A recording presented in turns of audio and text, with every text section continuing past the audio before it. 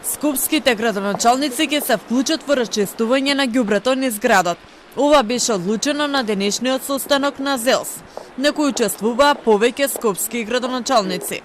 Тие побараа од раководството на депонијата Дрисло да не врши обструкции при влезот на механизацијата, која ќе го транспортира отпадот што се таложи низ улиците. Главниот град генерално е претворен во една голема депонија. Ние целосно не можеме за жал да го решиме проблемот од проста причина што и народот наш во Скопје редовно си плаќа на јавното претпријатие комунална хигиена.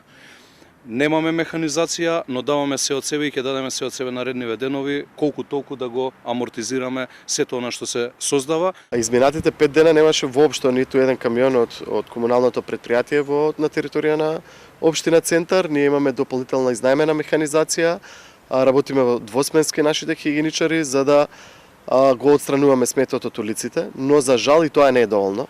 Искрено не е доволно и гледаме што секојдневно се случува.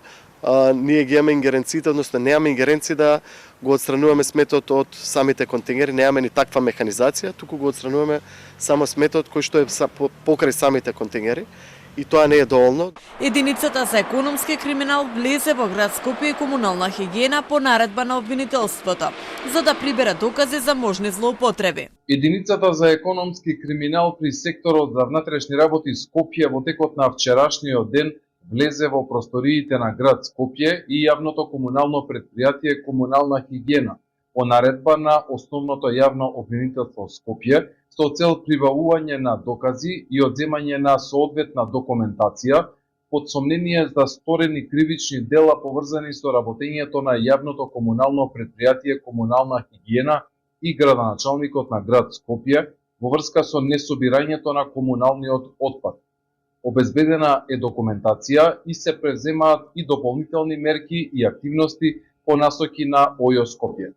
Додека институциите се договараат за трајно решение, граѓаните стравуваат за здравјето и животната средина, бидејќи ѓубрето со денови не се собира и делови од градот се претворени во депонии.